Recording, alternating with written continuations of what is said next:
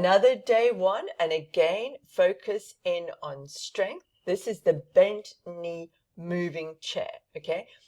Looks easier than it is. And again, I want your focus to be here on the line. So it's a moving thing. We'll have a look and then we'll have a chat about it afterwards. Okay.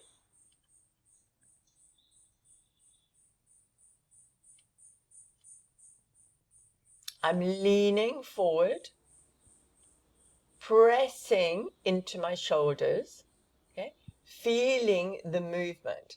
And the idea around this is, you can see I'm going up onto my toes now. So this is harder, right? There's the line. I'm leaning forward, okay? So it's harder if you're on your toes, on your chair. Now I'm straightening my legs. You can't do this if your shins are on the chair, but that's the line. Now I'm leaning forward with my legs straight. So those three are options. Shins easier, bent knees a little bit harder, straight legs a little bit harder. I'm trying to get you to recreate a line. The line comes much more when you are got your toes with bent knees and then straight legs on the chair. You can see the line, the shoulders go over the wrist, and then I want you to lean forward. And the idea of the lean forward is that when you kick up, there is the sensation and slight lean a lot of the time in your shoulders. So this is getting you used to that leaning forward. Where you want to look, slightly in front. Play around with your options. The bent knee version works much better if you've got hamstring restriction. I'm not a big shoulder flexion person. We talked about that already. So I can't come into a back bend shape in this at all. I would advise you strongly to video yourself again. Try not to create a back bend shape if you're super flexy like Laura in the shoulders and the back. 2. Downward dog jumps back to the wall. And the reason for this is to build up a little bit of confidence in lifting our legs up fast, right?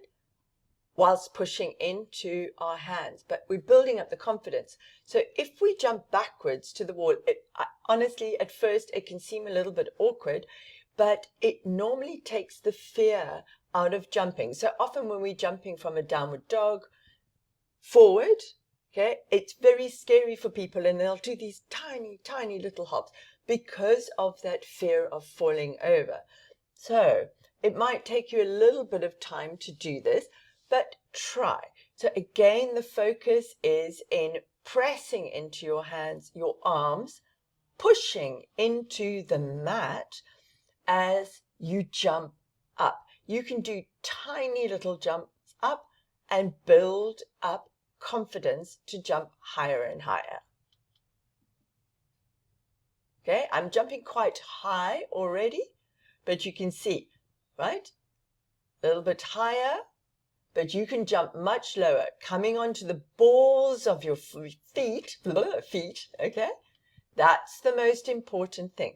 Create as much space as you need to, and think about doing it lightly. So you can jump just a little bit, but remember, the lower you jump, the more your feet might go zoop down the wall. All right, that sounds a little bit scary. So don't wear socks or anything. You need to push with the ball of the foot.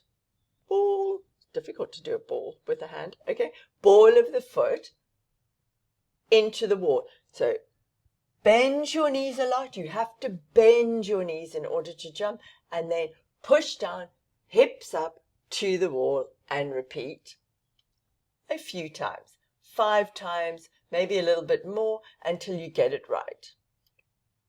Okay, this is downward dog hops to wide-legged forward fold. Similar thing, but we're jumping low. Unless you're super confident, then you're jumping high, okay?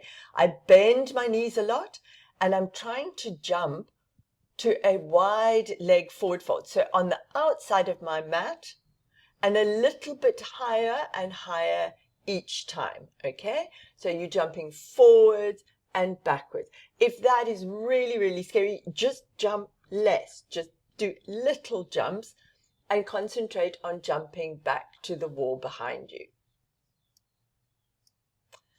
Day 3, little bit of hamstring flexibility work, and this is what, just folding forward over your leg. Now, this is really put in for people that aren't doing the flexibility program, but you've signed up to a whole package, so that you can do much stronger work in the flexibility program if that's what you choose.